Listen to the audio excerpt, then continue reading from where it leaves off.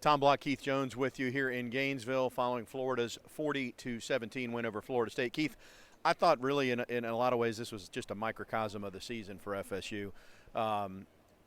You had some undisciplined play. You had penalties. Couldn't get Florida off the field on third down. Unfortunately, you had another guy carted off, which we saw way too much this season. Offensively, if you stayed ahead of the sticks on first down, it turned into a good drive, and if you didn't, it turned into 2 or 3 sacks. First drive, Florida State goes down and gets points. Second drive, they have a short second down and something, and they end up with that penalty, and you're exactly right. Many other times they got behind the sticks because of the penalties. I think the positive you could take away, Tommy, is the effort. I didn't have a problem in the world with the effort.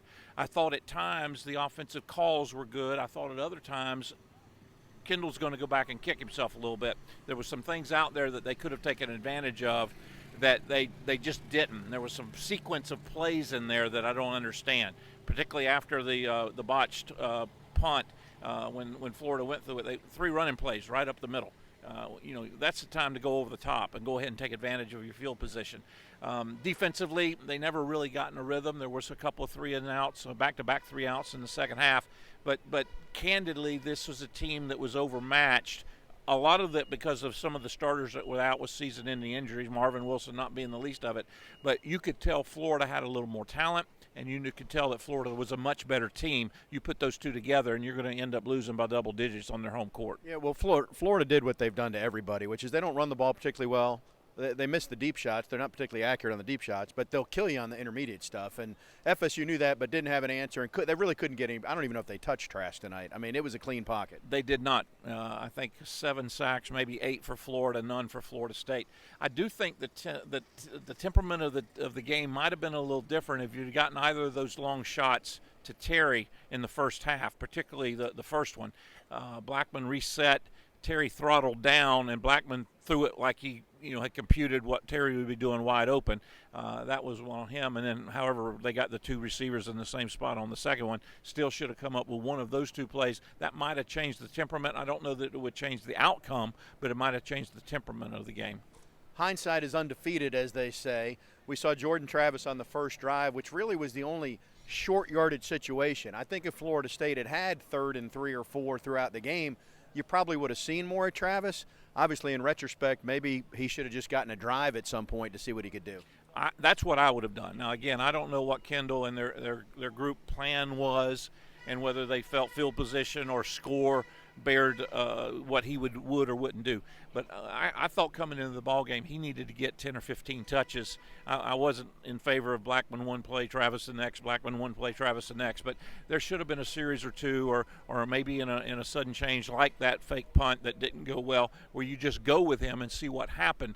So I was disappointed that he didn't get the field more. James didn't play particularly bad.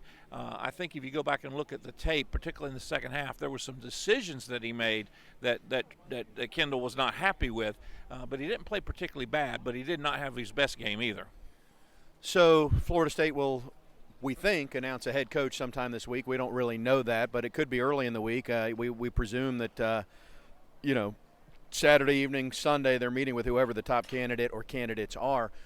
But cutting to the quick here regarding Odell Hagen's candidacy, there was, the thought process that if Florida State won, then maybe there'd be more of a groundswell for him. Do you think this eliminates him from consideration, or is it still a matter of going through the process, and if you don't get who you're looking at, you come back and you say, Odell, you're the guy? Obviously, neither one of us, most of us, have not had the opportunity to sit down with John Thrasher and with A.D. Coburn and say what are the things that you've laid out that you've been working on. How has the search firm, what have they vetted, and what are some of the mechanical things that you've looked at and some of the metrics that you've looked at? So you don't know where the candidates rate. I would say this.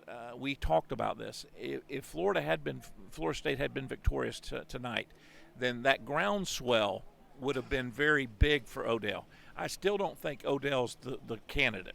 Now, I will say this. If Florida State ends up striking out and having to go back to a fallback position, I would ask Odell to help me out.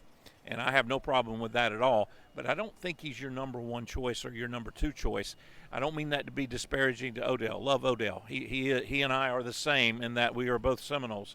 But I don't think he has the requisite intangible things or outward things that you would need for a head coach of this caliber. But I sure hope whoever they get finds a way, and I hope Odell is willing to stay around, because we need Odell in the years to come. He's not done yet.